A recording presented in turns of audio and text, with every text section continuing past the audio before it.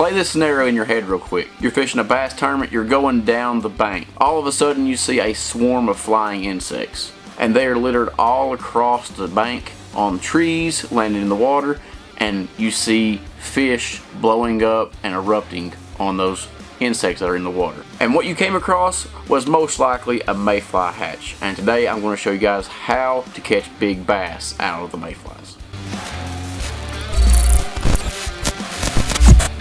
What's going on, guys? Cody here. Welcome to my YouTube channel. This is going to be one of the first videos that I'm going to be talking about this, and this is certain patterns and forage that bass eat.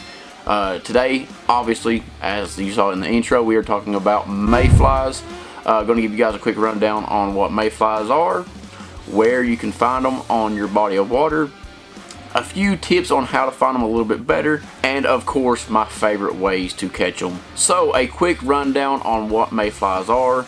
A lot of you may know what they are already, but just to give you beginners a quick little summary. Mayflies typically start showing up around, you guessed it, May.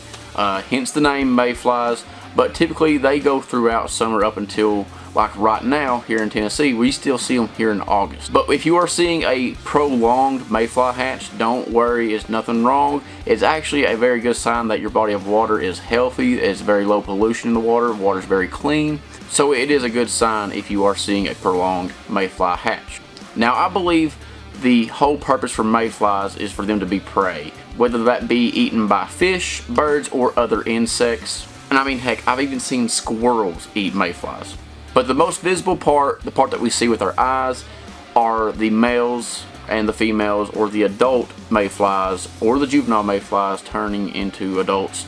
You typically see them up there doing their thing, reproducing and getting ready to lay their eggs, which turn into nymphs that are also in the water or on the bank. They like cool, damp areas, and their life cycle is not very long, just a couple weeks max, but it's an ongoing process, especially if you have very clean water in your area.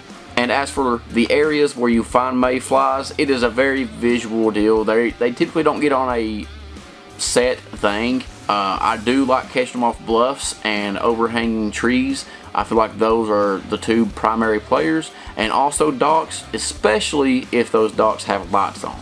With it being a very visual thing, you'll have to actually kind of get a little bit closer to the banks to see them. And also, don't forget to watch your birds. Swallows, especially, other birds, they like to eat mayflies. So if you see them flying back and forth close to a bank, especially one of those banks that I described earlier, typically there will be a good mayfly hatch going on there as well. Now, one of the biggest secrets behind the mayfly hatch is you're not actually catching the bass that eat mayflies. What really eat the mayflies are bluegill and larger shad like the gizzards and skipjacks. So typically you're going to be imitating those bluegill and those larger shad.